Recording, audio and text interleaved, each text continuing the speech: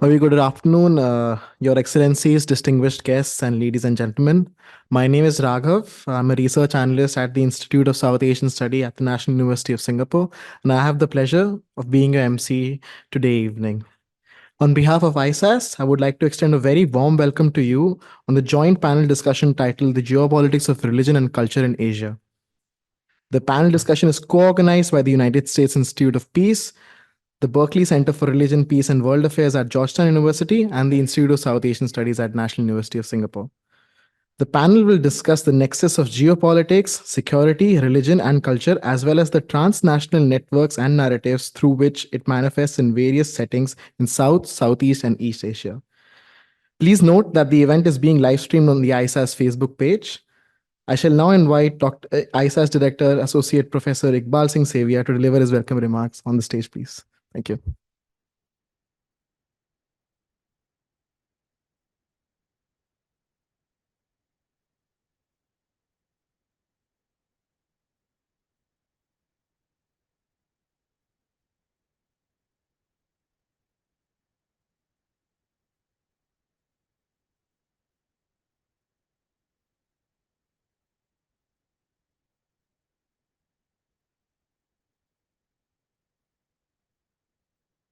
Let's try that again.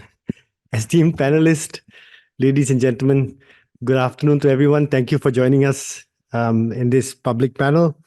On behalf of the Institute of South Asian Studies at the National University of Singapore, I welcome you to today's discussion on the geopolitics of religion and culture in Asia. And I'm delighted that we are co-hosting this event with the United States Institute of Peace and Georgetown University's Berkeley Center for Religion, Peace and World Affairs. And in fact, this public panel is a culmination of a 2-day-long workshop that we've had. And it's been very interesting, very invigorating, thought-provoking discussion throughout the 2 days. And I thank all the panelists who have joined us over the past few days. And sort of this public panel is a culmination of that. And we're going to be discussing some of the ideas that came up in that workshop as well. And I'll be looking forward to the question and answer session that follows that as well. And so looking forward to the interaction there. Now, to put into perspective the issue that we are addressing today, let me start with a quote from India's Minister of External Affairs, Dr. S. Jaishankar. In his latest book, Why Bharat Matters, he wrote that India is not a mere international actor, but a civilizational state. It is sustained by the reserves of strength, courage, and confidence that are inherent in its glorious millennia-old continuous civilization. And in the book, he goes on to juxtapose present-day geopolitical challenges with the knowledge that one can gain from his words, from the ancient wisdom that one can draw from ancient Hindu epics, such as the Ramayana and the Mahabharata. He goes on to describe India's rise economically and geopolitically as a return of history, which is driven by a search for authenticity and a regaining of India's values in the civilization. He also proposes that India's civilizational past can be a means of developing relations with other parts of the world, and he draws attention to India's historic relations with Southeast Asia in that regard. Now, such use of civilizational discourses in geopolitics and such use of religion as well are not unique to the statements made by Jaishankar or India itself. In fact, we find that religion is increasingly incorporated in diplomatic outreach by states in Asia, China included, Indonesia, Turkey, Malaysia, etc. Countries are increasingly deploying religious history and identity as a geopolitical asset and a means of public diplomacy. They've also developed, or sought to develop, I should say, religious affiliations and identities as a form of developing transnational networks. For instance, Pakistan, Malaysia, Turkey sought to develop a new partnership that was grounded in Muslim solidarity and shared values. In the words of the former Malaysian Prime Minister Mahathir Mohamad, this relationship would develop projects that will help develop strategic, scientific, economic, and intellectual interests of the Muslim world. Now, such use of religious rhetoric itself raises a number of interesting and important questions for us today. What is the role of religion in the foreign policy and external relations of Asian powers? How are religion and culture deployed? Are they merely used instrumentally? Is this just a rhetorical device or symbolic attempt? And also, how does the new geopolitics of religion affect specific states?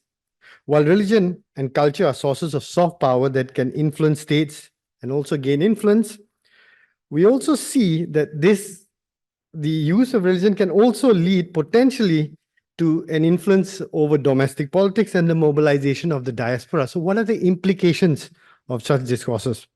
And overall, what is the role of religion in the reconfiguration of trans-regional alliances and alliance structures that links East Asia, Southeast Asia, South Asia, Central Asia, and the Middle East?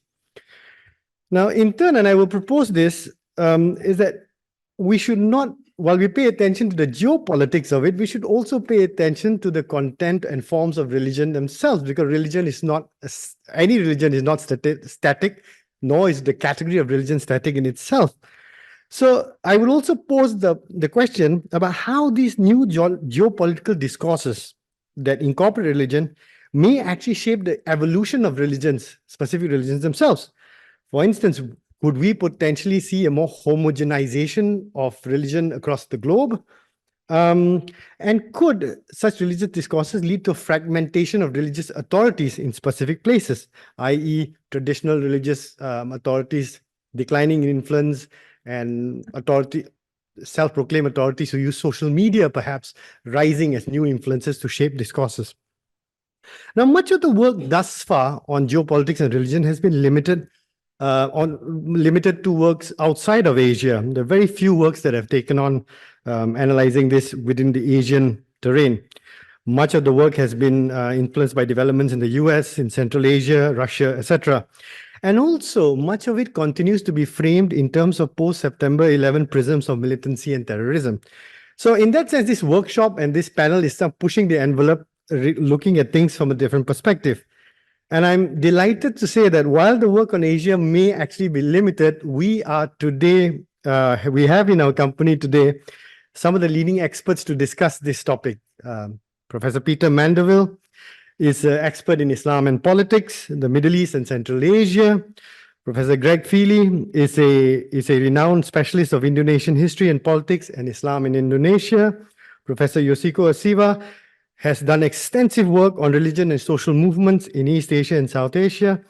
And Professor David Wang is a renowned specialist in the field of religion in China and East Asia. So together, I think there's going to be a lot to think about, a lot to discuss and talk. And given that, I will end my comments and hand the floor to the speakers. But I have one more thing to add before I stop, which is that I'm happy to announce that this year, the Institute of South Asian Studies is actually celebrating our 20th anniversary. And in line with this, we have lined up several interesting events to mark the occasion. I'm delighted that this event is part of our 20th anniversary celebrations. And I also beg your forgiveness and warn you, all of you registered for these events, you'll be bombarded by our 20th year anniversary lineup of events. So I warned you in advance. Thank you for joining us. So could I have the speakers on stage, please?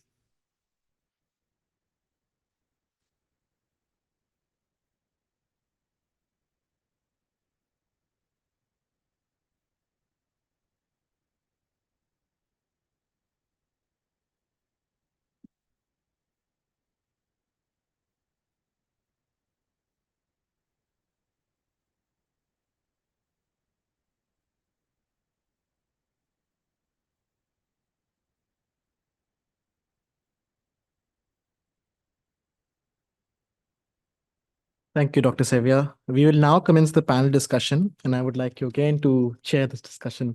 Thank you. Yes. Thank you, Raghav. The details of the bios of the authors, the bios of the our speakers are actually in your program, so I won't go through them. And I will follow the order listed in the program. So could I invite Professor Peter Mandeville to start us off today? Whichever you're more comfortable with.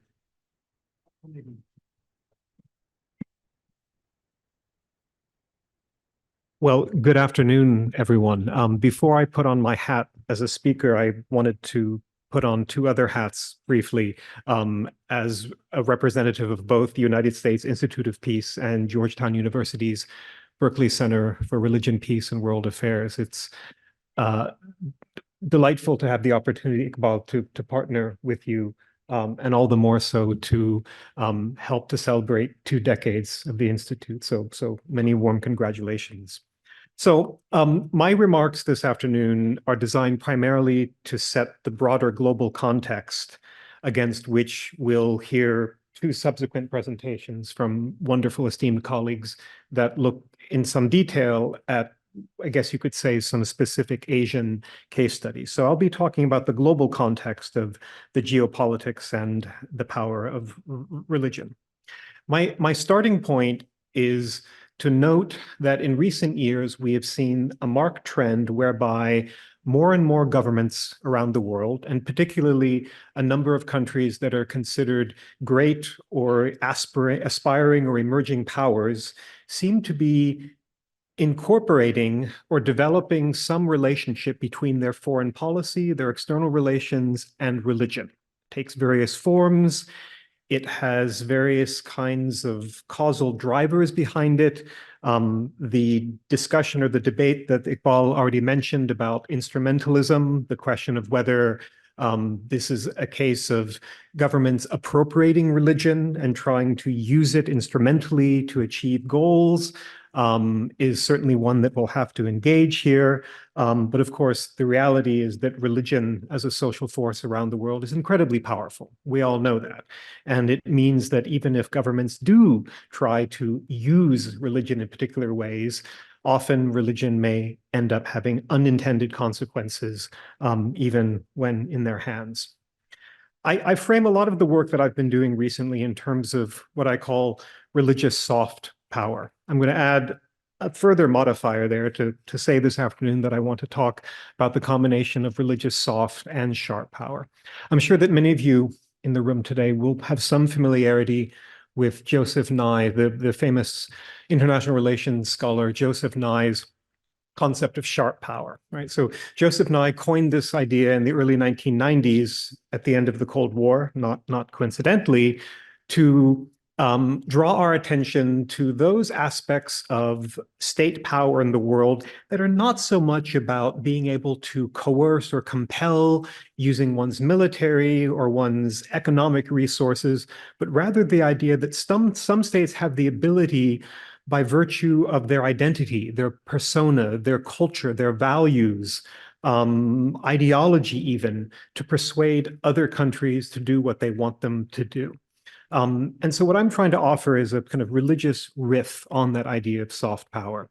I also integrate into it some more recent conceptual material developed by a colleague and friend of mine at the University of Exeter in the United Kingdom, Gregorio Bettiza, who's been playing with an idea that he calls sacred capital. You can compare that with the well-known idea of social capital.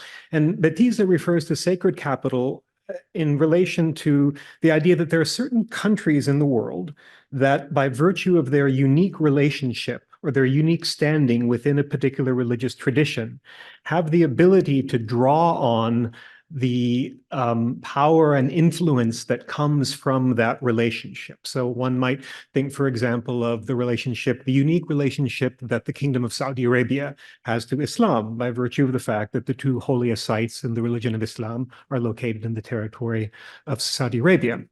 The relationship that Israel has to Judaism, the relationship that the Vatican City, and to some extent, by extension, maybe Italy has to the Roman Catholic tradition.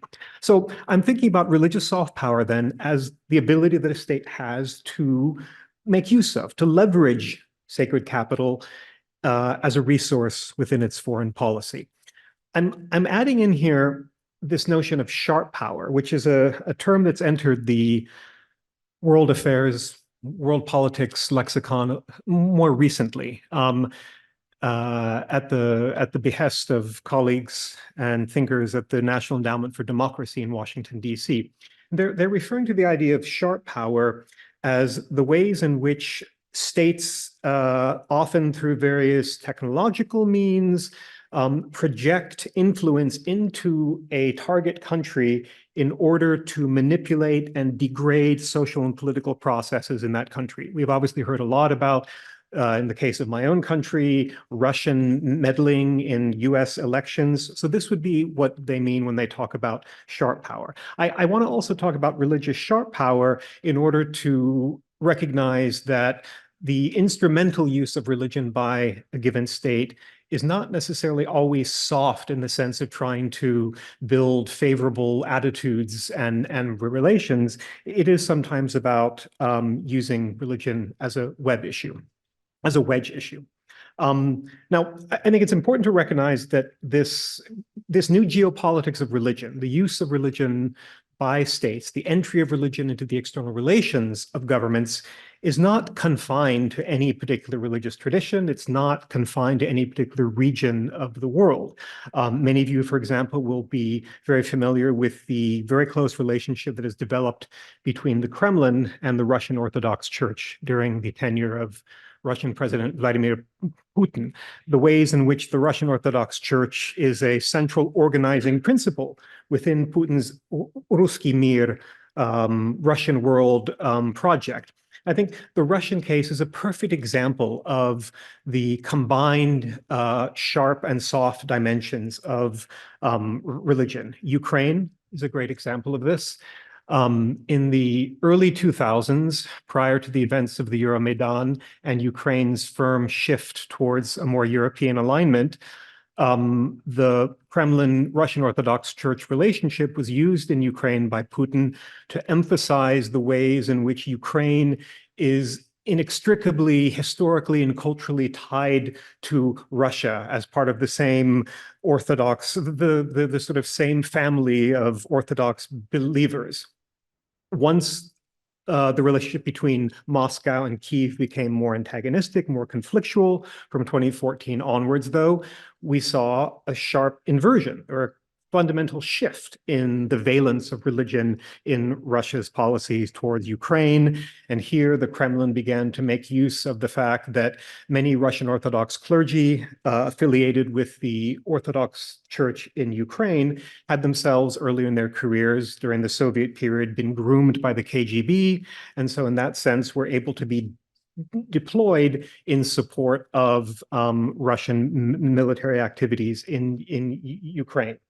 We of course can't fail to note the ways in which the phenomenal rise of Mr. Modi in India is connected to a very specific form of Hindu religious nationalism that has become an enormous resource for the BJP party in terms of, for example, overseas fundraising operations and the ability for India's geopolitical rise to also be accompanied by a certain geocultural phenomenon to it.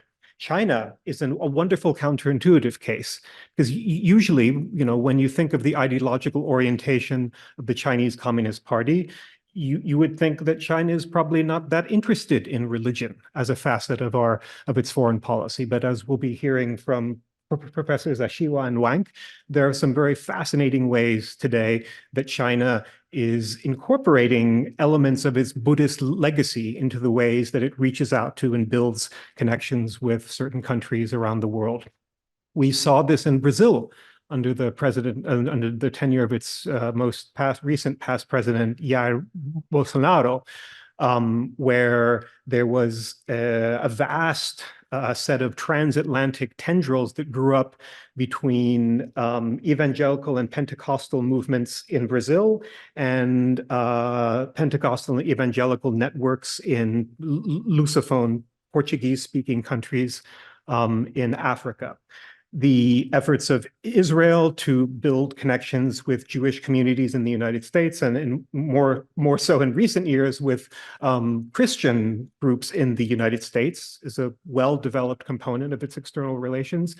Even my own country, despite the constitutional restrictions in terms of how the government is allowed to connect with and have proximity to religion, during the Cold War, for example, the United States found many ways to engage with and deploy religious actors as a form of counterbalance against atheistic communism in countries that were viewed at being at risk of various forms of communist or socialist insurgents. So in Eastern Europe, we saw the United States forming certain partnerships with the Roman Catholic Church in countries like Poland, and the ways in which the United States collaborated with Saudi Arabia in particular to take advantage of the vast infrastructures for Saudi religious transnationalism through parastatal organizations like the Muslim World League and the World Assembly of Muslim Youth. Provided the United States with an opportunity to engage with and indirectly support various Islamic causes around the world, particularly in countries that were seen at being at risk of communist insurgency. And I want to talk in brief terms about a couple of specific cases in the Middle East. As Iqbal mentioned, that's the primary regional focus of my work, kind of to give you a sense of what this has looked like. Many of you will be familiar with the idea and the discussion and debate about Saudi Arabia's export of Wahhabism as a very kind of particular Saudi variant of Salafi Islam, highly rigid, highly conservative, very austere in nature, and the way in which the petrodollars have fueled the propagation of this particular trend in Islam all around the world, with a lot of controversy around it at times. I have on this slide a picture of the book that I published a couple of years ago, which is actually the first full academic treatment trying to kind of puzzle and unpack the discourse and claims made about Saudi Arabia's export of Wahhabism. But without going into too much detail, because the time we have is brief this afternoon, it is very clear that we can see a sort of periodization that allows us to understand how Islam and Saudi religious transnationalism has related to Saudi Arabia's foreign policy at different points in the second half of the 20th century. When Saudi Arabia first began this activity, much of it was focused on countering the balance of Gamal Abdel Nasser's Egypt, right? The Egypt of Gamal Abdel Nasser that had more of a secular nationalist orientation to it. And the idea was that a more religious inflection coming out of Riyadh could provide an ideological counterbalance to that. From 1979 onwards, with the Islamic Revolution in Iran, however, Saudi Arabia's efforts to export particular understandings of religion tended to start to focus much more on countering the more immediate perceived threat from its Persian Gulf neighbor in Iran. We today see a rather different kind of project relating to religion coming out of Saudi Arabia under Crown Prince Mohammed bin Salman. We have seen various ways in which Mohammed bin Salman has cracked down on the religious sector within Saudi Arabia, reduced its influence within the kingdom, again, not out of any particular animus towards religion on his part, but I think more the idea that because he has this lofty vision of changing, moving Saudi Arabia beyond reliance on oil resources, and instead to turn Saudi Arabia into a global powerhouse for the leisure and entertainment industry, he needs to make the country more globally friendly. He needs people to be able to see Saudi Arabia as a tolerant cosmopolitan place. And for that reason, he's needed to take certain kinds of actions against the very conservative religious police that used to be a standard feature of everyday life on the streets of Saudi citizens, the streets of Saudi cities. They're now effectively gone from the streets. Now, that doesn't mean that Saudi Arabia has given up on religious transnationalism altogether, because Mohammed bin Salman is nothing if not a pragmatist. And so he has certainly preserved and kept the capacity to deploy Islam regionally as a way to counter Iranian influence. So even in recent years, you'll see the Saudi religious establishment dispatching itinerant preachers on lecture tours around the Middle East. And if you look at the geography of these lecture tours, you find that they focus on countries that tend to be perceived by the kingdom as being at risk of increased Iranian influence. And these lectures mainly are talking about the dangers of Shia Islam, which is code for the dangers of Iran. I have a slide on Iran. I'm not going to, in the interest of time, go through it in detail. The major point that I want to make here is that I think our, and by our, I certainly mean Washington, D.C.'s understanding of what Iran's use of religion in its foreign policy means and looks like has been disproportionately informed by various proxy organizations that Iran has created and supported in the Middle East, groups like Hezbollah, fellow Shia extremist organizations and movements. And we've largely missed the ways in which Iran has very creatively actually tapped into the more global South, third worldist dimensions of its 1979 revolution in order to kind of recode symbols and experiences from Shia history as forms of sort of subaltern post and decolonial discourse that speak and resonate well with audiences in the global South. Iran's use of religious soft power is, I think, at times very sophisticated. And I want to just share one example of it. I'm sure this is a story that Greg Feely has probably heard me tell 10 or 15 times now. And it's one that speaks to kind of my own assumptions and stereotypes.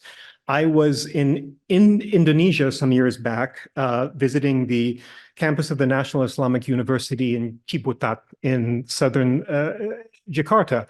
And my host was touring me through one of the campus buildings, and pointed off into a corner of the basement where there was this kind of this desk and screens that had an American flag on them, and it was called American Corner. And this was during a time when the United States had been dispatching around the world, and particularly the Muslim majority world, these things called American Corners on university campuses that were designed to be kiosks that students could stop by to learn about the realities of American life and how actually Muslims in the United States are very happy and they play basketball and they read comic books and life as a Muslim in the United States is good, right? It was a public relations exercise. American Corner in Ciputat was deserted, shoved off in a corner gathering dust. My host smiled and pointed upstairs, and so I turned my gaze upstairs and this is what I saw. Selamat datang di Iranian Corner. Welcome to Iranian Corner. And apparently, the Iranian ambassador had visited the university a few months prior to me, seen American Corner, phoned Tehran, and within 6 weeks, they had set this up. And I looked upstairs and it was packed. Everybody was in Iranian Corner. And so I've naturally wanted to know what's going on there. What's in Iranian Corner? Again, it speaks to my assumptions and stereotypes that I assumed Iranian Corner would be like a shrine to the glories of the Islamic Revolution, the collected speeches of Grand Ayatollah Khomeini, anti-American slogans. Walked upstairs, nothing of the sort. Iranian Corner was a library devoted to historical Persian contributions to Sufism. That was its entire content. Now, talk about knowing your audience. That is a smart deployment of religious soft power. And so my sort of takeaway from that, certainly when I came back to Washington, D.C. and engaged with my colleagues at the State Department, is that many of the countries that the United States feels like it's engaging and competing with around the world are actually far more adept at smart in deploying their religious soft power than the United States is. So to conclude, why is this significant? First of all, is just there's much more of it going on. It's not just about states using religion in instrumental ways. We are seeing the emergence of new forums and networks for interfaith diplomacy. many of them organized out of and coming through the GCC region. And they're complicated because at one level, they involve countries that don't necessarily historically have the best reputation for openness and tolerance and pluralism, actually talking about tolerance and pluralism. Yet you have to read that against the fact that these same countries still have certain policies at home that are restrictive and often are engaged in certain kinds of actions abroad that are not necessarily always in tune with the basic message of pluralism and interfaith relations. As we move from the period of a global security environment defined by the aftermath of 9/11 into a period of global politics in which something like a globalized version of what we call the cultural wars is increasingly prominent, religion is a crucially important dimension of that, particularly religion as it relates to things that people in many countries around the world and societies hold dear: family, identity, gender, reproduction. It becomes a very important dimension of world politics. I've already talked about the religious sharp power, its potential impact on security and stability. But finally, I think as we move into firmly, I think what has to be characterized as a post-Western world order, as we are going through a period of time in which the nature of global order is clearly changing, but we don't quite know where it's going yet. It hasn't settled. These shifts, these times of world order shifting are naturally times when people spend a lot of time searching for meaning. You need some kind of organizing principle to make sense of what the world is all about. And given that religion is one of the primary sources that people turn to find meaning, to give sense to everything, I think it's fair to say that during periods of world order shift, religion as a force around the world becomes that much more relevant in terms of its geopolitical valence. So I think I will leave my remarks at that, and very much look forward to hearing from the rest of our panelists. Thank you.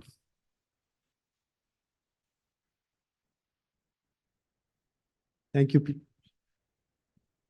Thank you, Peter, for that insightful discussion, but also for setting the stage for the rest of the speakers as well. So can I now invite Professor Yoshiko to share her thoughts?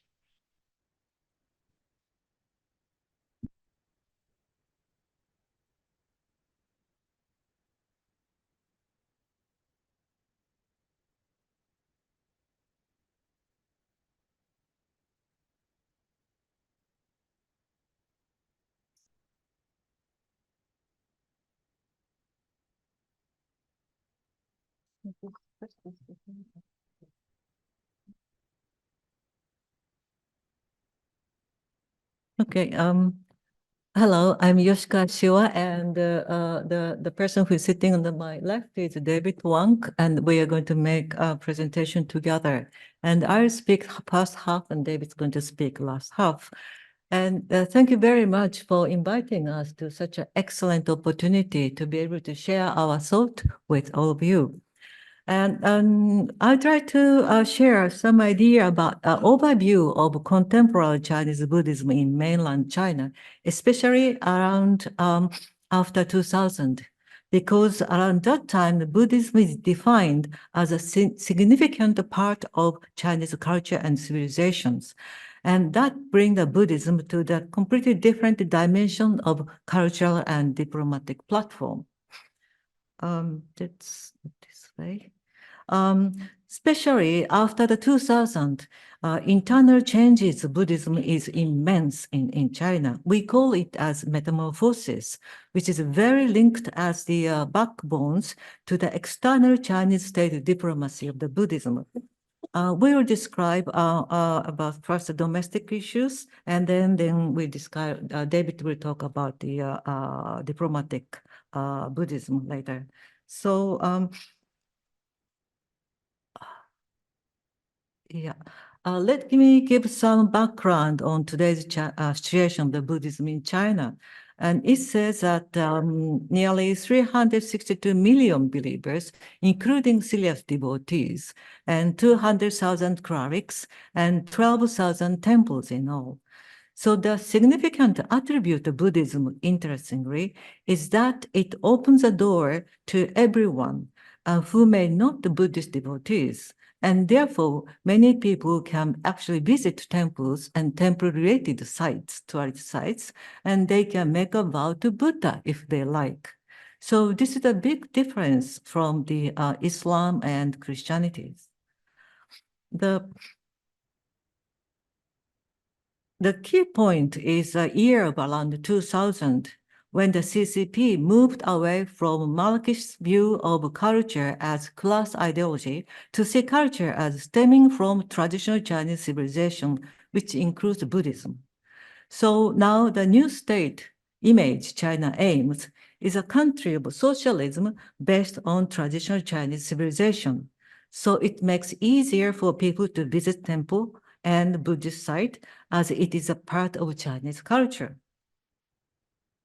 So David and I have been working on this issue in the last several decades. The book on the left is discussing about the process of making the modern states and Chinese modern states, and this is very much linked with the positioning religions on the state system. So this editorial book is discussing about not just Buddhism, but the other religions as well.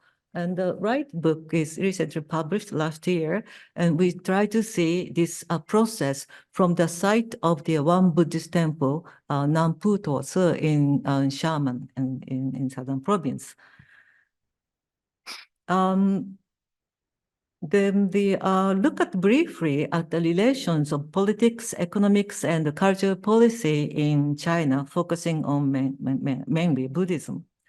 Until the end of the Cultural Revolution in the late 1970s, all religions have been suppressed by the state. And however, by 2000, most of the religions, including Buddhism and especially Buddhist temples, have been fully recovered. And the year 2000, since 2000, in this period, the Chinese economic growth has become truly global. 2001, China entered WTO. 2010, China became the world's second largest economy. And 2018, the cultural industry shared 5% of GDP. That I'd like to describe a little bit about the cultural industry later. However, social inequality became large. So in 2002, Chinese leader Hu Jintao proposed the harmonious society, a value orientation rooted in traditional Chinese culture. And in the same year, the CPC, Chinese Party, Communist Party, departs from the Marxism view of religions as class ideology to see especially Buddhism as traditional Chinese culture. And from 2012, the new leader, Xi Jinping, has continued this emphasis on traditional Chinese culture and civilization more aggressively. He proposed the China Dream for enhancing the Chinese nation about its civilization to make people more confident about their past and future. Then, next year, 2013, Xi Jinping proposed a Belt and Road Initiative, emphasized the Buddhism as a soft power. Then, 2021, Xi Jinping posts two combines, which is Marxism and traditional Chinese culture. So now traditional Chinese culture became officially the basis of legitimacy of CPC rule. So let me give some examples with just slide films. This one example is this large monument in Buddhist culture in the theme park for tourism. It is located about one-day trip distance from Shanghai. And they made tallest Buddha statues at that time, and also make several monuments of different styles of the Buddhist temples, like a Myanmar style or Thai style, Cambodia style, etc. And when you get inside, you can see the high-tech visual installations and the synthesizer music showing the cosmology, the Buddhism, and etc. So this theme work became a big hit for the tourism. So other provinces started to make somehow similar theme park of the Buddhism-related cultural matter. So is so like this. This is a kind, still, I think it's still true. They built the world's largest Buddhist statue there and also make a theme park. So since then, the kind of competition making tallest Buddha statues, tallest Buddha statues also started here in China. The next one. So second example is World Trade Fair of the Buddhism-related goods. So I mentioned about the cultural products is getting large percentage of the Chinese production. So this is a first Buddhist goods fair, international fair, taken place in 1996 in 2006 in China, Xiamen. And it started rather small scale, but within the 10 years, the space became 13 times more larger. And then the items becomes huge amount. And this year, only few days, they attracted nearly 270,000 visitors. And they said through these 10 years, they added several sections too. So let's see the inside. So they will sell the Buddha statues and stuff. I mentioned that by 2000, all the Buddhist temples are renovated. But after 2000, they wanted to be more beautiful, more richer, and more authentic ornament they started to buy. So you can see the monks and the makers are negotiating about the price. And like such, it's beautiful statues, much more kind of sophisticated one than the previous ones. And also they sell advertise the roofs, the constructions and gongs and drums and etc. too. And also they added the new sections of the tea because tea and tea ceremonies are very important than culture, the Buddhism itself. So large section is now occupied by all different kinds of tea and tea related goods. And then they started to put sections of the vegetarian food. And this is also, Buddhism vegetarians. And this really accelerated the direction for the healthy food. And some food duplicated with the kosher food in Islam. So, and then the interest is expanded to the furnitures, interiors, and the linens of the beds, and even include the Japanese-style tea ceremony house. And they I think the last 2 years, they added to the World Fair the special section of for aiming the young people's attractions, such as the fragrance, reading the books, and the costume and accessories, and also bonsai habits too. So as such, we can say the Chinese Buddhism, which is considered as a culture, really started to have a big market and getting more idea about tourist zones too. So I bring the like a last example. The cultural tourist zone, which is opened in Nanhai sections in Hainan Island, and which is called Nanshan Cultural Tourist Zone. And this is a huge part of the land, which is almost like 35 square kilometer, and including not just the Buddhist theme park, but includes also the Buddhist Academy University, which is open not only for the monks and nuns, but for the lay people as well. And also they add the retreat for the people staying longer than just a day too, sometimes a week, sometimes a month, for the health treatment, the meditations, etc. So this idea was fully supported by the Buddhist Association in Beijing, and also supported by the local province government. So, and the title of this cultural zone is very interesting. It says the heavenly pure land, which is purely Buddhist concept of the heaven. So, and this is still going on, and David's going to discuss about mentioned about the university they operating, which is very much linked with the Indian civilizations of the Buddhism. Okay, so. Yes, always I forget this one. The Next one is that, yes, this is a symbol of this tourist zone, which is Guanyin statue. They consider, again, tallest Guanyin statue in the world. And interestingly, this Guanyin statue is traditional, has a traditional, one of the traditional styles, which has three faces. And they traditionally, we say that three faces represent the Guanyins watching this world and the previous world and next world. But local people interpret it that since this is located in the south of the China, one face is watching the Buddhism in China, and two faces watching the Buddhism in the west and Buddhism in the east. So this is very symbolizing that the Chinese Buddhism coming from China and spreading to the world. Thank you. So you need the last part, right?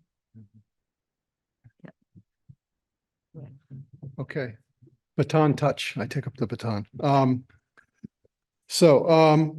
I'd like to just give a brief overview of what we've called the cultural turn in diplomacy.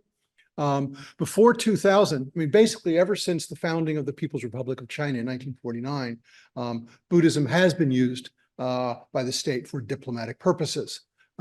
And before 2000, in the 1950s and 60s, several practices began that used Buddhism largely as religion and was oriented towards other Buddhist countries in Asia and involved exchanges of Buddhist clerics and participation in international Buddhist organizations, as well as Buddha tooth relics, which were tours of a Buddha tooth relic that was in China, and it was loaned to other countries like Myanmar and Thailand for public veneration. This was kind of an early example of I guess, goodwill, soft power. But on the whole, the emphasis was on other Buddhist countries and exchanges among clerics and so forth.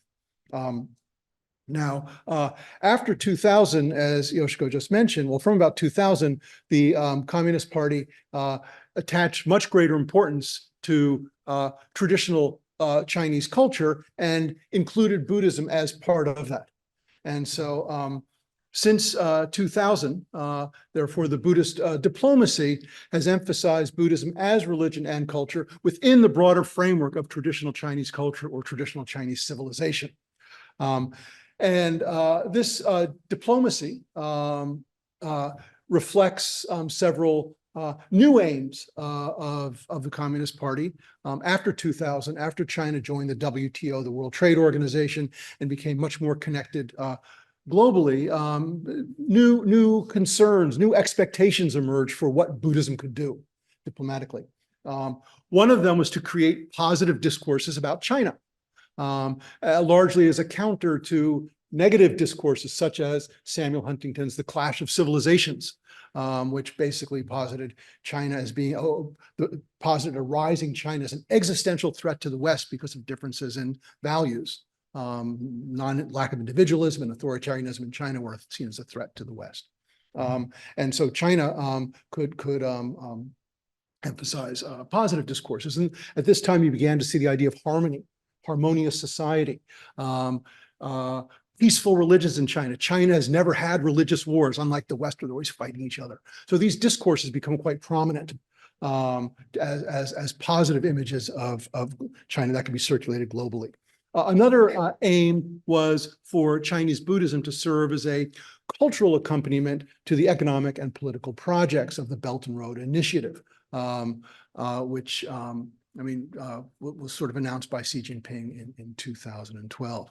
A third aim was to elevate China's status as a world power, just like the rise of Europe was accompanied by the global spread of Christianity as religion and also as cultural norms for defining relations and patterns of cooperation and so forth.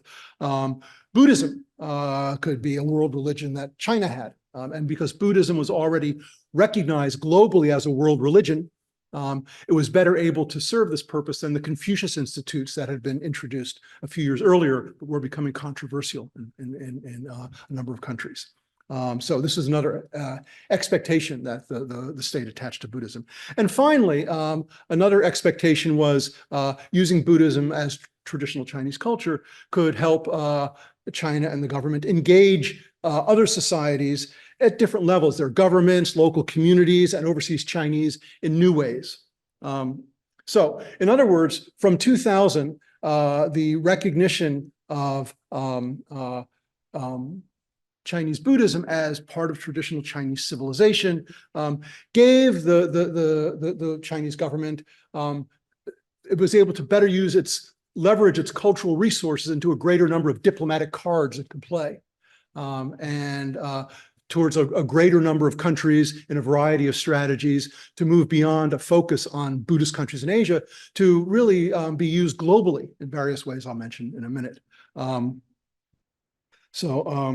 Let's see.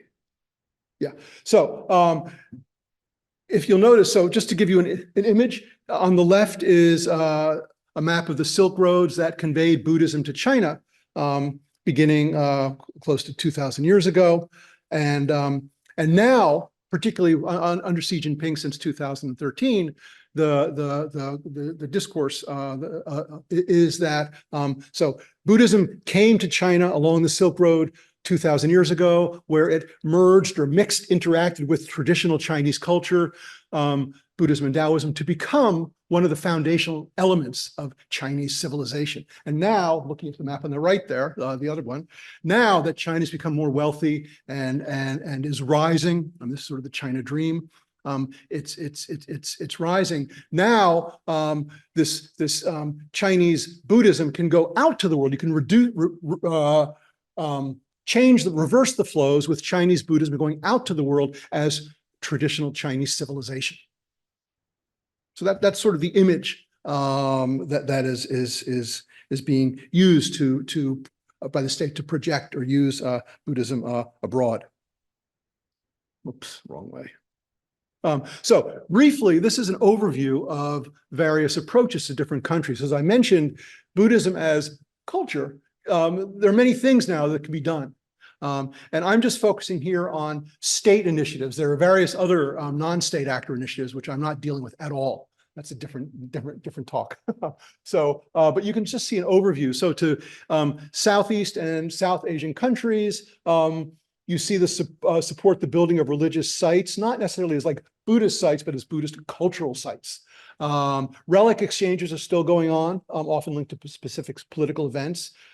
Charity, new charity initiatives. These are branded as Buddhist compassion, the value of compassion, which is also and is being targeted towards poorer countries, Nepal, Sri Lanka, and so forth. And you have ongoing exchanges of clerics as well that I'll mention in a minute, in another slide or two. With India and Nepal, there's competition and co-optation of sacred sites, particularly, for example, Lumbini in Nepal, heavy in Chinese investment to create elevate the status of this site, which is outside of India. It's only a few miles from the border, but it's outside of India. There's also competition with India to be recognized as being very important for Buddhism. I mean, the discourse again in China is that Buddhism came to India, but then India sort of, let it fail, and it disappeared. But China has kept it going and exported it to other countries in East Asia, and via these countries such as Japan, Chan has gone around the world as Zen Buddhism. So this is sort of the kind of discourse you're seeing. To North Africa, Australia, and Europe, you see Buddhism being exported largely as various types of cultural practices. You see the establishment of Shaolin martial arts centers in many countries. And Chan meditation. And this is often with overseas Chinese support in these other countries. For Japan and Korea, you see the resumption of historical exchanges with China in regard to questions of lineage inheritance and copying of cultural artifacts. For Taiwan, you have patterns of opposition and cooperation. And to create a Chinese alternative. So Taiwanese Buddhism has set up through Fo Guangshan, and the Buddhist Compassionate Relief Association has a very large global presence. And so China, the Communist Party, is trying to establish an alternative and not let Taiwan be defining Chinese culture, but establishing alternatives. I'll mention this again in a minute. Africa and South America, emphasis on charity, building new temples, martial arts, sort of similar to what you see in North America, Australia, and Europe. Now, I'm just going to give three very quick examples. So this is the South China Sea Buddhism Academy, the Nanhai Foshuan that Yoshiko briefly mentioned. This was opened in 2017 with in Sanya, the southernmost point of China.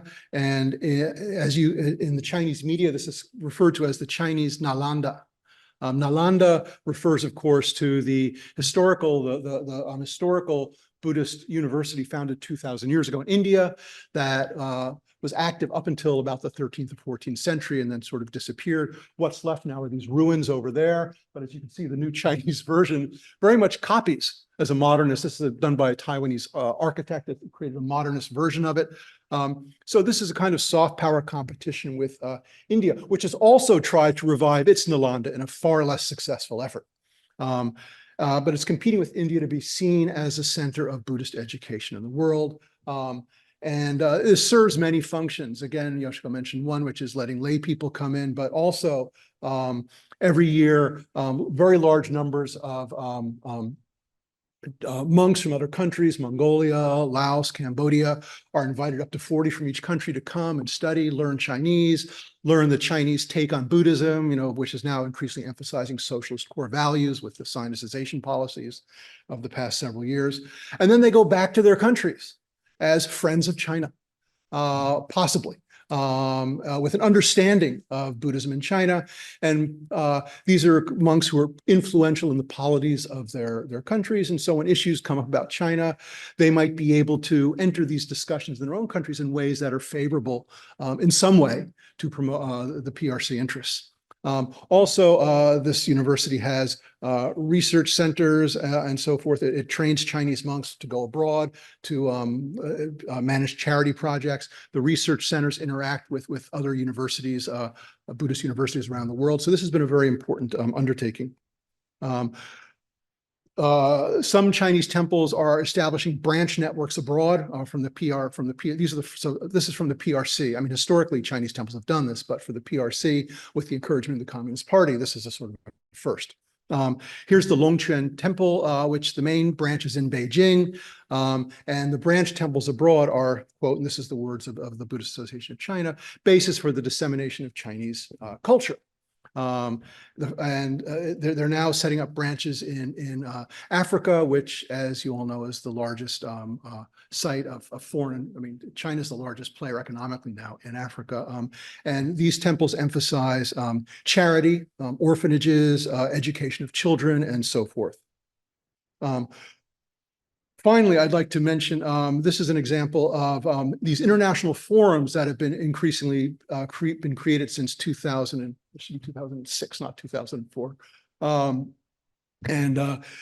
number of these have been created that are located in China, but they bring in hundreds, in some cases thousands, of monks, government officials of religion and culture from other countries, and scholars from dozens of countries to come to China to discuss issues of common concern: peace, heritage, charity, scholarship, and to also plan these projects, many of which are subsidized or funded by China.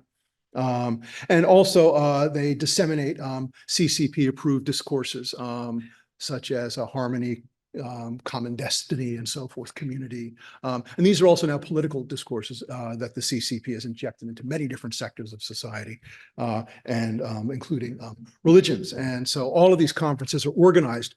The theme of these conferences usually has one of these terms in them. So tentative conclusions. What we've tried to present here is that what's happening with the Buddhist diplomacy is it's really what's going on in China that's important. And what you see through the diplomacy is the kind of export abroad of practices and so forth that are actually occurring in China.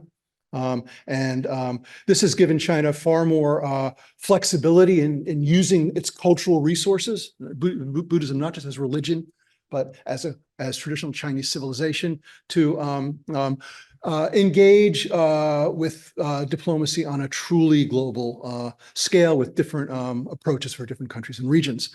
And finally, a sort of a broader reflection.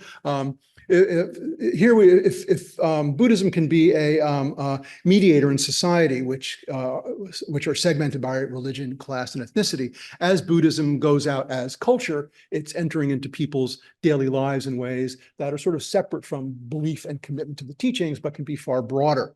So if Buddhist clerics can go outside the temples and engage with populations, they can help contribute to making cohesive societies, overcoming some of the boundaries and barriers in the segmentation. A very significant aspect of Buddhism is the 5 precepts, the top one, which is not killing. This is akin to the Christian 10 Commandments. And in today's world, where you see a lot of wars and conflicts, this principle is highly relevant for people worldwide, and maybe Buddhism as culture can help play a role in disseminating this. Thank you very much.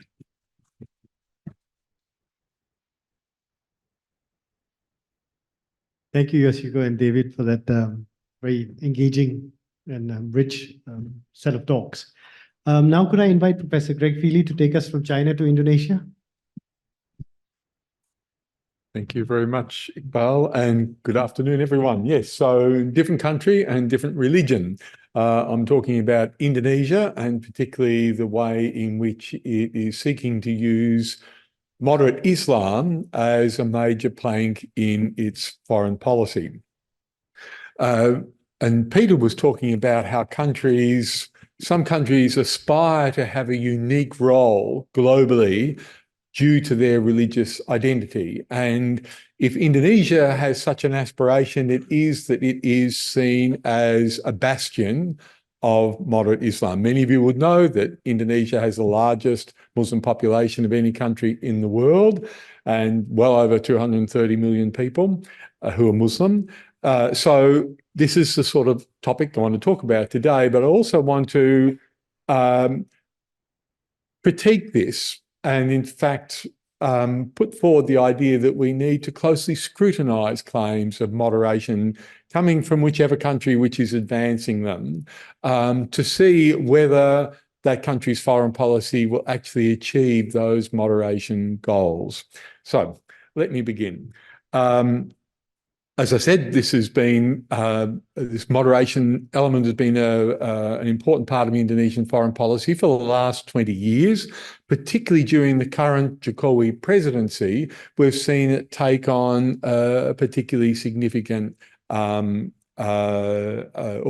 particular significance, both because of the personal commitment that Jokowi has given to enunciating Indonesia's moderation credentials, but also because of the way in which the state has brought in its largest Islamic organisation, Nahdlatul Ulama. This is the largest social movement in the nation. It has a membership of probably at least 30 million, but what's more, it has close to 80, 90 million Indonesians who claim to have an affiliation to NU. So it is a giant organisation, and that gives it a force within the country, and this organisation is seeking to have a much greater profile internationally. So this is what's unusual about the last 10 years, is the way the state and a non-government organisation have worked together so closely for this foreign policy objective. So let me set out some of the details of Indonesia's religious diplomacy. This really began in the mid-2000s during the presidency of Susilo Bambang Yudhoyono, and a lot of this needs to be placed in the context of post-9/11 and the global war on terrorism, and then following that, the shifts towards countering violent extremism or preventing violent extremism. So in this context, many Western countries in particular were looking around for exemplary Muslim leaders and exemplary Muslim states that embodied a non-radical expression of Islam.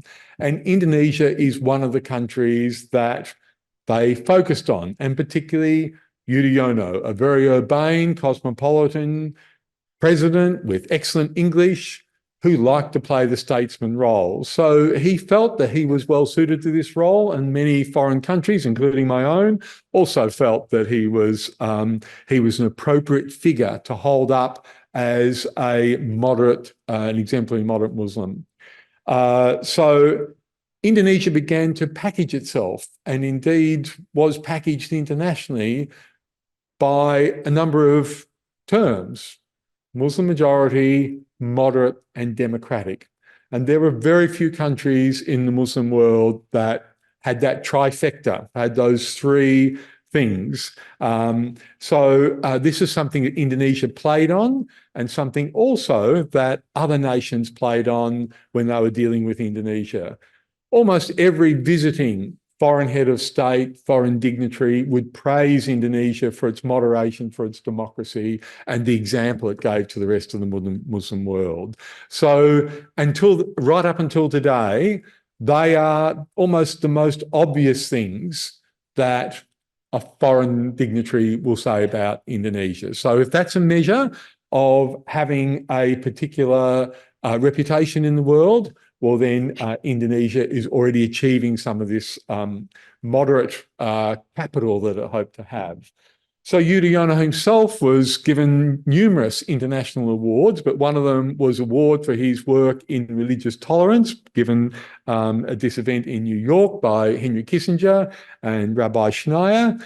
And this is an interesting case where Yudhoyono gave a very fine speech extolling Indonesia's many initiatives to promote religious tolerance.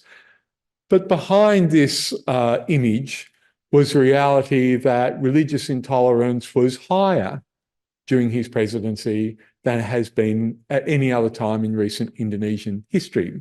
So even though he was the recipient of these awards, in actual fact, his track record was very poor. He spoke about religious tolerance, but he did not use his authority as president to make sure it was upheld in the country. So this is one of the reasons why I'm urging people to look closely at countries that claim to be moderate or are said to be moderate. Coming to Jokowi. So, as I mentioned before, one of the things that made his approach this distinctive was the way in which he brought in Nahdlatul Ulama to be the state's main partner in its international outreach on moderation issues. It so happens that the current chairman of NU, Yahya Stakuf, a photo of him here, is a very close political ally of the president, was for some time on his presidential advisory board, but also quietly in the last election, he did the president's bidding and helped to roll out the vote within this massive NU community for the president's preferred presidential candidate, Prabowo Subianto, who is now the president designate really in Indonesia. So the two men get on very closely. And this is part of the context for looking at this cooperation on moderate foreign policy. So what kind of things did NU do? I mean, there are many things they did, but I'll focus on just two. Really, the main one is archipelagic Islam, or Islam Nusantara. This is effectively a response to what was seen as a growing threat from transnational Islam, one of those terms that was applied to Muslim groups that are seen to be inspired or funded by Islam in the Middle East, or less commonly from South and Central Asia. And this kind of transnational Islam was very critical of traditional Indonesian Islam, Islam that had a lot of cultural traits that were distinctive to Indonesia. So NU felt under siege from these groups, and one of the ways in which it pressed back was to develop its own concept, which was asserting the validity of a culturally based Indonesian Islam. And so part of the argument was that the traditional stories of how Islam was brought to Indonesia by these 9 saints, these Wali Songo, these semi-mythical figures, this gave Indonesia an Islamic authenticity that was equivalent to, if not superior to, that which was coming to the Middle East. And so, in effect, local Islam is good, if not local Islam is best. So this is And this was expressly intended to counter so-called Salafist or Wahhabist messages that were being received from these groups. It became, Islam Nusantara became INU's official doctrine in 2015. Another development in recent years has come from the chairman of INU, that man Yahya Stakuf, about humanitarian Islam. And this is a very ambitious ambit, which is to reform Islamic jurisprudence globally, a global initiative to reform Islamic interpretations of legal texts so as to reduce the threat of conflict and war and intolerance. And INU sees itself as in the very vanguard internationally of these efforts of reinterpretation.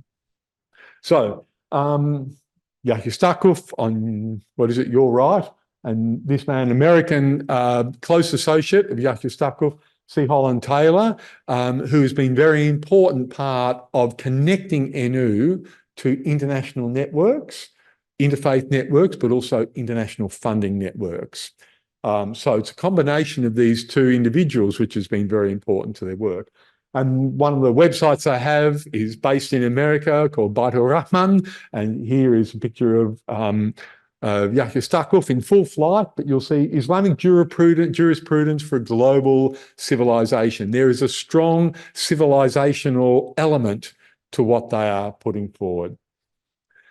So the pinnacle of INU's and Indonesia's interfaith activities, global interfaith activities, was the R20 Religious Forum, which preceded the 2022 G20 summit in Bali. Indonesia was the chair of the summit, and Indonesia granted INU the authority to organise this global summit. So religious leaders from around the world and lots of fine speeches and very slickly produced video products came out of this. And just at the end of last year, Jokowi continued this theme by addressing this international summit of religious authorities that was something connected to the ASEAN summit, because Indonesia was at that time the chair of the ASEAN summit as well. So you see a close connection, Indonesia holding these quite exalted positions, either internationally or regionally, and then bringing in INU to organise these moderate religious events. So how do we assess these efforts at religious diplomacy? I suppose the starting point is to say, well, if you're preaching moderation, what is your own record of moderation? And there's a great debate about how we define moderation. In Indonesia, most people speak about it as including tolerance and also avoiding extremities or avoiding extreme positions. So does Indonesia meet this test? The general impression is that Indonesia is a religiously tolerant place. There is not a great amount of religious conflict for such a large and often densely populated country. Many religious communities live harmoniously beside each other and have done so for centuries. The Constitution guarantees religious freedom. But it's also true that there's a lot of discrimination against religious minorities, often very minor, irritating discrimination, right up until serious breaches of people's rights as citizens. And that constitutional clause about is religious freedom. And for some groups, they have controversial groups, they are often very susceptible to physical harassment and violence from vigilantes, sometimes from state authorities. So that's the complexity of the picture in Indonesia. And we have data from NGOs that study religious relations that can provide a basis of evidence for this. Final thing to say is that we can compare some of the global surveys of attitudes across the Muslim world to see how Indonesia stacks up against other majority Muslim nations. And on some criteria, it does very well indeed. It has very progressive views about the role of women in public life, about gender rights, about whether women should be required to wear headdresses and things like that. Also very favourable attitudes towards democracy. Indonesia has embraced democracy since the Suharto period. But on other criteria, Indonesia is among the most intolerant countries in the world. Interfaith marriage, particularly a daughter in a family marrying someone who is not a Muslim, it has the highest objection in the world to that, according to the surveys. It also has the highest dislike of sects within Islam, particularly Ahmadiyya.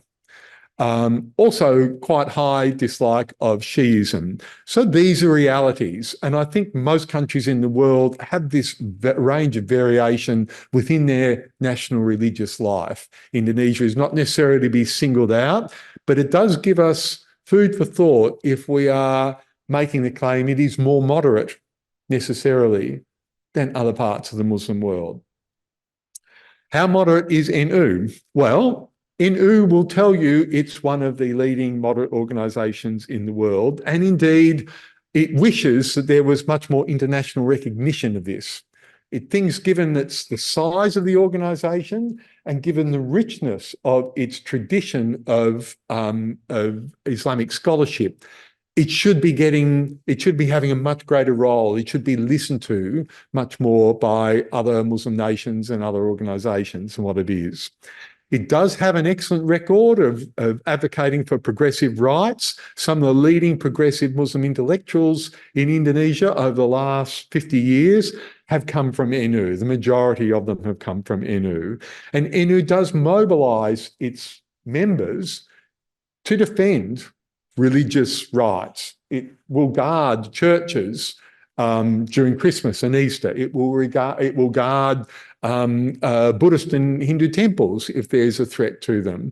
So not many other Muslim groups would be prepared to do that. So these need to be acknowledged. Again, there's always a flip side. And the flip side here is that NU has at times participated in acts that are seen as restricting religious freedoms or breaching religious freedoms, such as urging the government to ban Ahmadiyya in the mid-2000s. And the most important section of NU actually advocated for the banning of Shiism as well. Not all sections of NU agreed with that, but nonetheless a significant part did. NU also has launched vigilante actions against one of those transnational Islamic groups I mentioned before, Hizb ut-Tahrir, which eventually resulted in the government banning it, Jokowi banning it in 2017. And it's pretty clear to us who follow these issues closely, the only reason that organisation was banned was because of NU's mobilisation against it.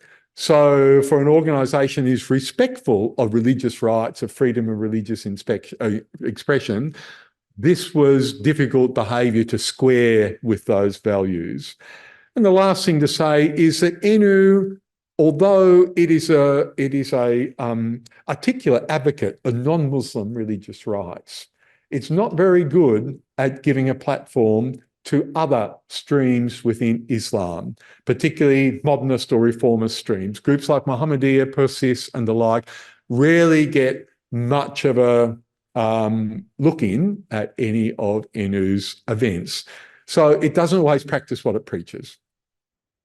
So we need to look at what all of this means. And I think Jokowi and NU do have this normative commitment to moderation, to religious pluralism. And they see it as something that is integral, is inherent in the founding principles of the Indonesian state, as set out in the national ideology of Pancasila, which is a document for religious neutrality for the nation. It's a deconfessionalised document. And they believe that that is important for such a diverse society of Indonesia to maintaining social order and harmonious relations between all its many groups. So I think this is a genuine element of their struggle. Having said that, I think we also need to acknowledge that moderation as a foreign policy plank can have real-world, tangible, political and economic spin-offs as well. And this is also a factor in the reason why Indonesia so enthusiastically embraces the notion of religious moderation.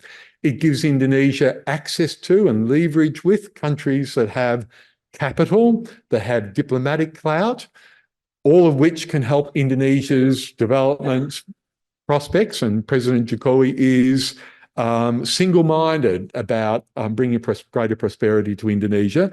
Moderation helps in that. The scholar Stanley Gutkalski made this observation that moderation diplomacy is often about a culture of display. It's about a reputational, improving, burnishing one's reputation. But it nonetheless serves domestic, political, and economic ends. And so this is all part of the complexity of it. So in the case of both Jokowi and NU, they share an aversion to Islamism. Islamism, when more than 700,000 people took to the streets of Jakarta in late 2016, accusing the governor of Jakarta, the Chinese Christian Ahok, of being a blasphemer, that seemed to be a really portentous moment because this seemed to be the sudden rise of Islamism as a political force that not only eventually led to the defeat of that governor, but also threatened Jokowi's prospects of re-election at the next election, which is 2019. So NU also felt an objection. NU did not support those protests. It did not support that kind of Islamist mobilisation. And so for both Jokowi and NU, moderation is a way to delegitimise that kind of Islamism, to marginalise it politically. And the Jokowi government has embarked upon, over the last 5 years, a very systematic anti-Islamism campaign, many elements of which are very difficult to reconcile with the principles of democracy, and certainly liberal democracy. One final element about these moderation programs is that they're very susceptible to what one might call moderation washing. In other words, if there are governments around the world or particular figures around the world who in fact have a record of intolerance or sectarian behaviour, if they are involved in some of these global moderation initiatives of NU, they can seek to shield themselves from criticism, to project an image of being, in actual fact, interested in moderation when their track records indicate anything but that. So Indonesia must be careful that its global moderation campaigns do not fall victim to this kind of moderation washing initiative. And just to give you an example, IDC CDI, some of you will know this international organisation, but this is from a conference in Indonesia a few years ago. Is Yasustakuf, right on the end. Beside him is Viktor Orban, who's a person who is not known for his tolerance. Another example is RSS, the very conservative Hindu nationalist organisation in India. And this man, intellectual and leader within the organisation, Ram Madhav, has been a frequent visitor to NU events, a guest at NU events, and he takes NU's moderation literature to basically tell Indonesian Muslims to know your place, follow the authority of the state, be quietist, don't complain about whatever objections you might have to what the Modi government is doing. So one would have to ask whether this is an appropriate attribution or appropriate use of NU's principles, in fact, being used for an immoderate end. And this brings me to the final slide. Religious moderation does have the potential to advocate powerfully for moderation and tolerance, but also the desire to extract economic and strategic advantage from it can often dilute the quality of those programs. And there's also the risk that moderation programs can, in effect, end up giving succor to immoderate regimes around the world. So that's the question I think we need to continue to ask of not only Indonesia, but other countries that trade very heavily on having a religious moderation element to their foreign policy. Thank you for your attention.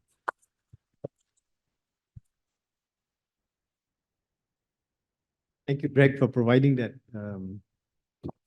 analysis of the landscape in Indonesia, but also raising questions that pertain to not just Indonesia, but all the regions that we are talking about, the very question of geopolitics and religion and culture in Asia. So we have about 20 minutes for questions and engagement. And I'm very aware that after 2 days of being in a small room with each other, you don't want to hear my voice anymore. So I'm going to open up to the floor for questions. And so if you raise your hands, and could I request, there's a mic that will come to you.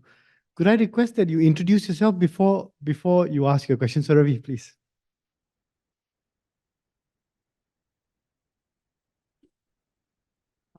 Thank you, Iqbal. And thank you, ISAS, for this most stimulating afternoon. I really enjoyed being here. My name is Ravi Velur. I work for the Straits Times. I'm a writer. I'd like to ask Professor Ashiva, I mean, you spoke at great length about Buddhism in China. Could you enlighten us a bit about the negotiations that Beijing has been conducting with the Catholic Church? And put it, you did link it in some ways with the Belt and Road and all that, what they're doing with Buddhism. Likewise, do you think they missed an opportunity, because Italy is out of Belt and Road now, pretty much, to have pushed Belt and Road into Europe through a greater affiliation with the Catholic Church? And if I may be permitted, one more question, and that is to Prof. Feely. Prof, you talked about Ram Madhav taking the message back to Indian Muslims to behave like Indonesian Muslims in that country. But do you see in Indonesia any impact from the assertion of the Hindu identity that is taking place in India?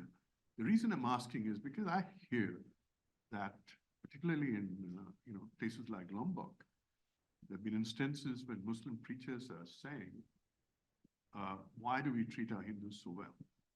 When, in India, there's possible discrimination. Thank you.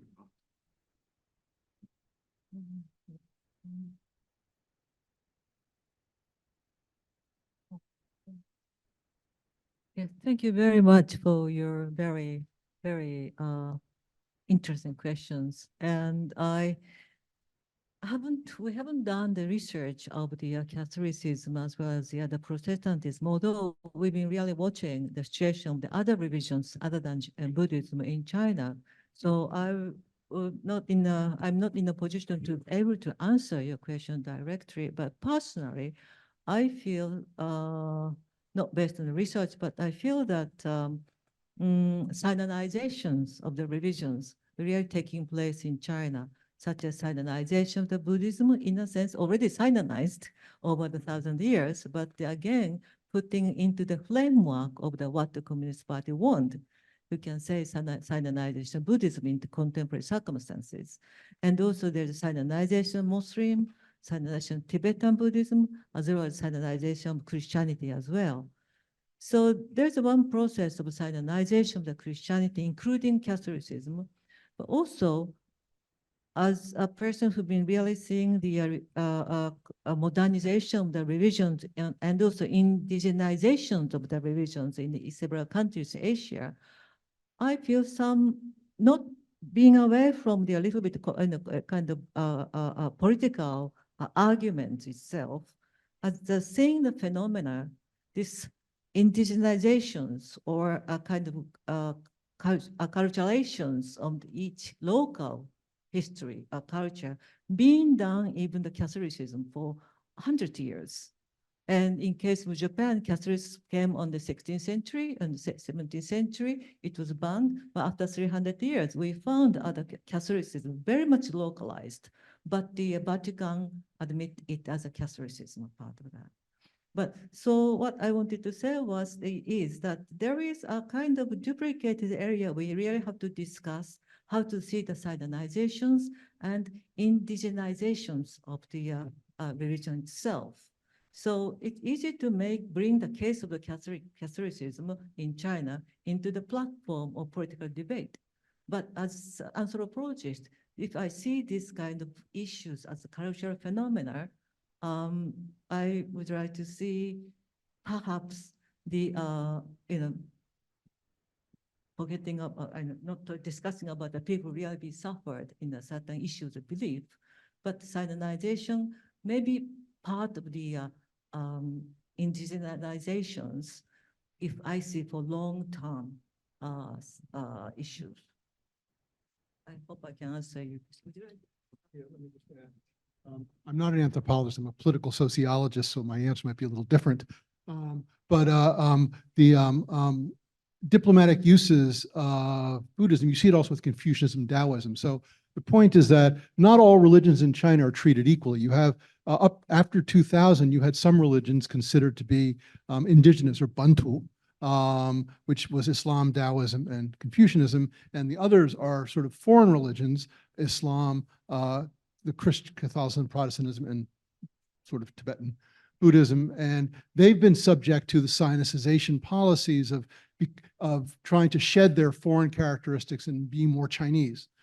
They would not be used in the kind of diplomacy I'm talking about. You'll never, the Communist Party does not say that China-sized Catholicism is a core of traditional Chinese civilization. They won't say that.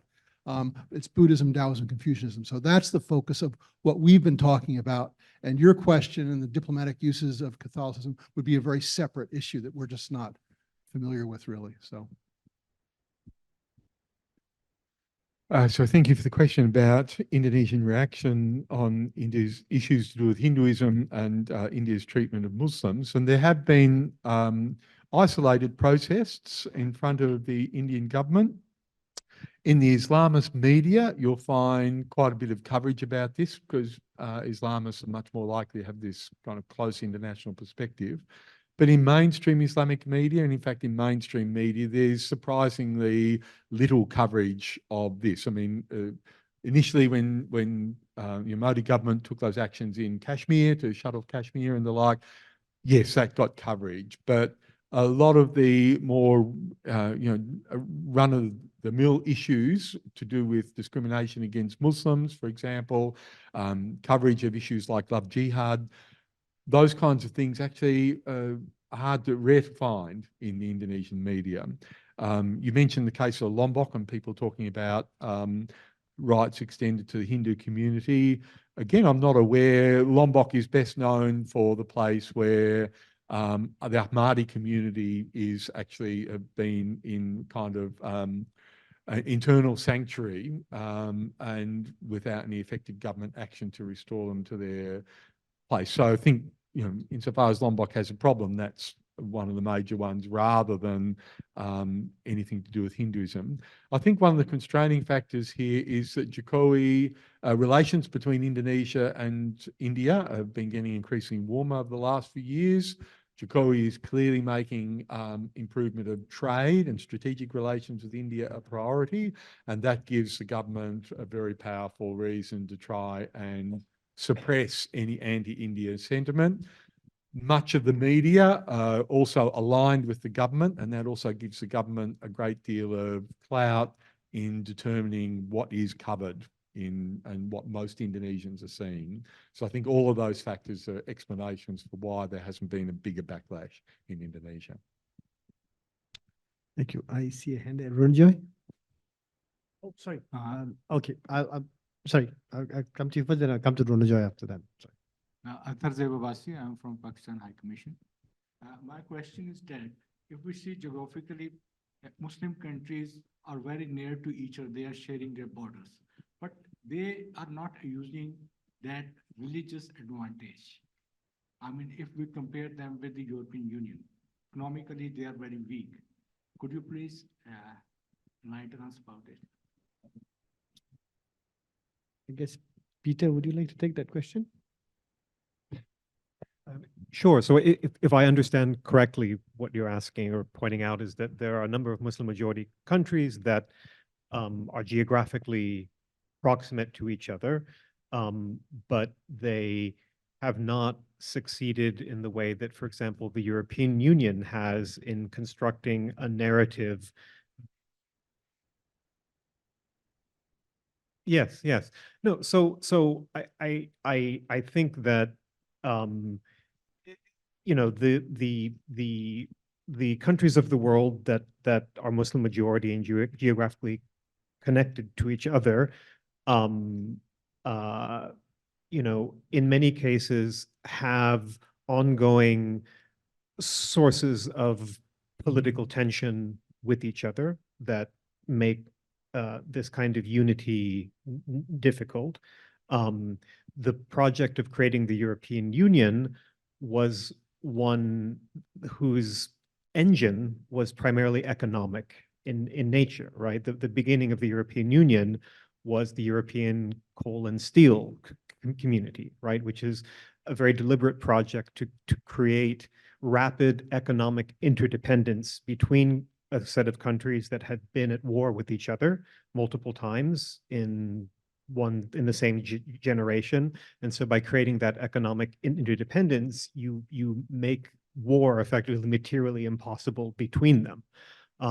And so, you know, we have you know, we've seen something like that a bit within the Gulf Cooperation Council, you could say, given that there's you know, a sort of common purpose there, a particular model of government, and a hydrocarbon-based economy.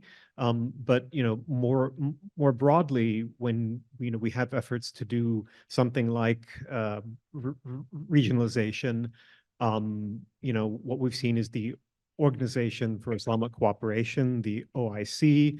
But you know, this is an organization that tries to knit together within a single organizational space so many countries that are, you know, while yes, they're Muslim majority, their histories, their cultures, their understandings of Islam itself vary enormously. And so, you know, it becomes difficult to build that kind of project.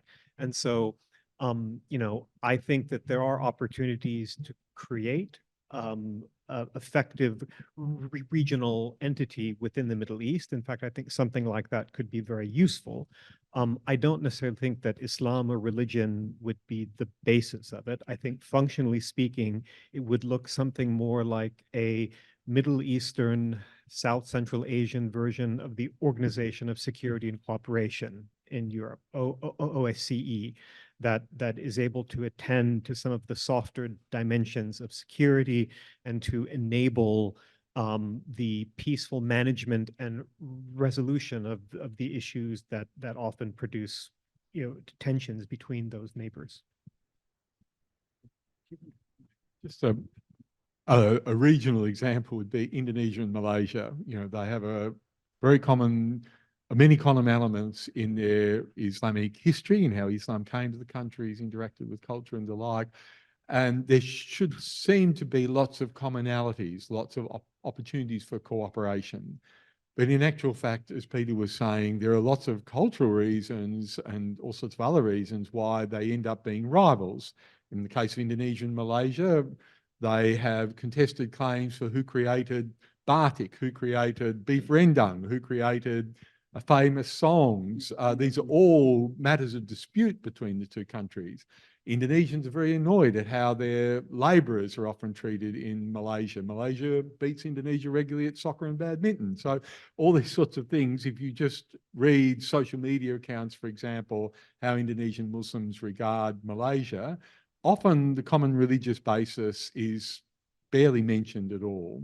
And on those religious matters, on matters to do with religious rulings, for example, both countries are completely separate. And not many religious scholars from one country are educated in the other country and vice versa.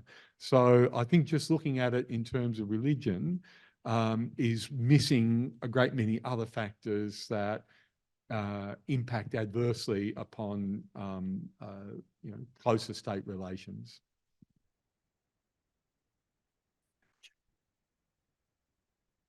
I just wanted to pick out something that Professor Feely mentioned. I'm Ronojoy Sen. I'm with ISAS. You mentioned the T20, and I just wanted to sort of push you on, was it just religious moderation that Indonesia was aiming to project through the T20, or was there R20, sorry, not T20? I'm a cricket fan. So, So R20, or was there something else to it? And just to sort of bring in Iqbal into the discussion, since he's been part of the G20 discussions, because the presidency went to India after Indonesia. I don't think there was anything similar to the R20 in the Indian, the year-long celebrations that India had. Could you sort of conjecture as to why India didn't do so, given this India stand on civilizational projection, etc.? My response will be very quick. India used there's a rubric of, if I remember correctly, civil society 20. And so they used that in that sense, and they brought religious groups into that forum. But they, as far as I'm concerned, they didn't have the R20 in that way. So the R20 was a one-off, and that was a religious forum organised by Nahdlatul Ulama, the Indonesian government, as chair of the G20 summit, gave that right, as it were, and excluded the group that had previously. There had, I think, for at least 7 or 10 years, I think before G20 summits, there had always been an interfaith forum beforehand, but organised by a different, basically, consortium of organisations. And so that was displaced by this NU organised R20. NU in Indonesia hoped that they would have the right to continue to organise those forums, but the Indian government decided it should revert to the original group of organisations. So that's as I understand the history. I think Peter may know more. Just one other thing I mentioned before Peter speaks is just what impact did R20 had on G20? I've asked this question and I've tried to look for any signs in communiques and things like that. It seems at best negligible. There was follow-up from R20 in that there were supposed to be several in-country programs that were undertaken, and they were certainly in Indonesia, in Java, those programs were undertaken, but they looked a fairly minor outcome from what had been a very expensive, very high-profile international gathering. Yeah, so the G20 has had a religious corollary accompaniment forum since 2014, the Interfaith Forum IF20 being that. There's a distinction, however, between official, formally constituted forums connected to the G20, such as the W20, the Women's 20, the C20, the Civil Society 20, the B20, the Business Private Sector 20. These are official. These are affiliated forums that the G20 membership has formally approved and created. The R20 sought to be that. It never actually acquired that status. It was named as such. You couldn't say unilaterally, it was bilaterally. Sort of Saudi Arabia and Indonesia jointly conjured the R20 into existence. One of the reasons it didn't stay is simply because it never actually gained the formal status that the other WC and B20s have.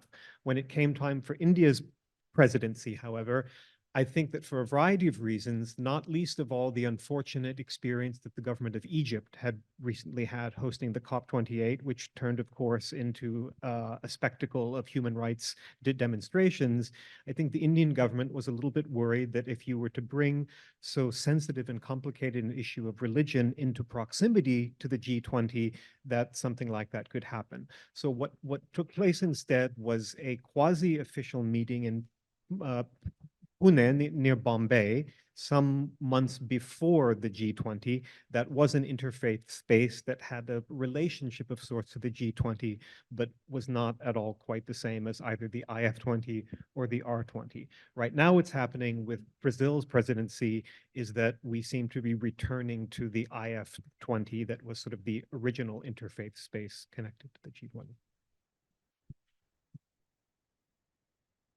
We are running short of time. If there's one very quick question. Hi, thank you very much. My name is Sean from the Ministry of Culture, Community and Youth. Just a question more, I guess, for Professor Yoshiko and Professor David. You talked a lot about how China used Buddhism in a way to sort of advance their diplomatic objectives. What about the China's use of potentially Taoism, which you also said it is seen as a local religion. Would you like to comment about that on Taoism?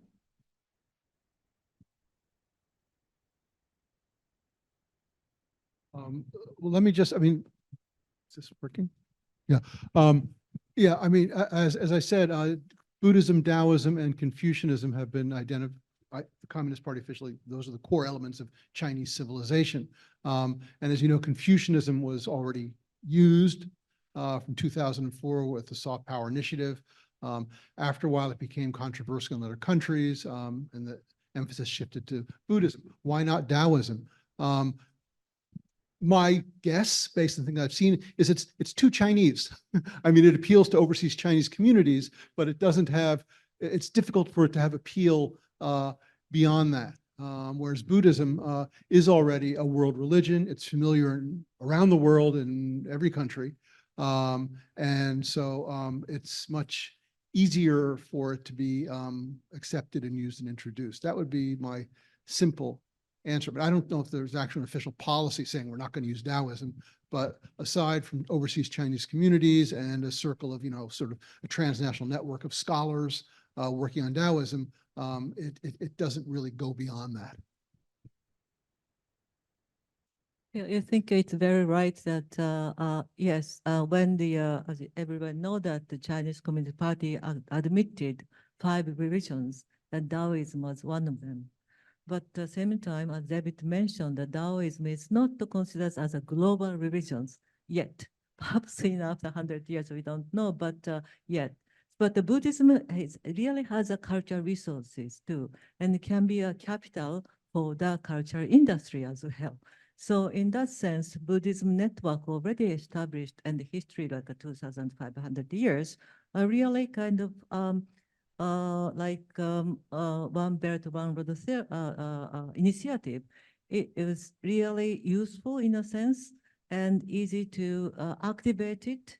And Buddhism obviously can go beyond the Chinese communities and Chinese diasporas or overseas Chinese setting. And already since late 19th century, Buddhism has been modernized in Sri Lanka, other places, and well introduced to the Western society. So it is it was well paved in the case of Buddhism to be introduced again by Chinese versions to the other Western countries. Taoism, they're not being ignored, they're still being used. Confucianism became, the institutes became controversial in Europe, the US, Japan, but in other countries, in Africa, for example, and South America, they're still very popular. Many people go to them to learn Chinese, to be able to work in China or work for Chinese companies in their countries. The government also puts resources behind Taoism as well. And there are conventions and so forth being held, but the appeal is much smaller. I mean, again, for the Taoist conventions that you'll have in China, you'll tend to attract overseas Chinese representatives and scholars of Taoism, and that's sort of, it's a smaller group. And can I add one more thing? This is interesting questions, been really thinking about the Taoism too. But until the recently, sometimes the Taoism temple was located in the Buddhist temples in China. And the believers worship the Taoist, like Matzo, and then went to towards the Buddha, like Shintoism, Buddhism in Japan. But after the Cultural Revolution, the Chinese political party guidance is separations of the Buddhist temples, the Taoist temple. But again, like a pilgrimage to Chinese temples in mainland China, banned by the overseas Chinese people, they want to visit 2 places too. They want to visit the temples as well as Taoist temple. So this mixture of belief, popular belief of Buddhism and Taoism exists outside of China now, mainland China, and it has kind of interesting interaction, I think, with the Chinese Buddhism. So that's my kind of footnote answer to you. Thank you very much. Nice question. Ladies and gentlemen, I have been reminded of the time. We've gone over by 5 minutes as it is. So unfortunately, I have to call a close to the formal part of this discussion. But I do suspect that the conversation can continue outside of the hall, perhaps, if everybody is up to it still. So please join me in thanking all four speakers for their rich discussions today.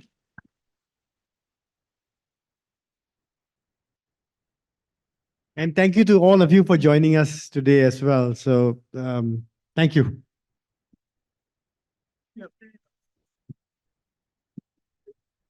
Yeah, once again, thank you, panelists and Dr. Xavier.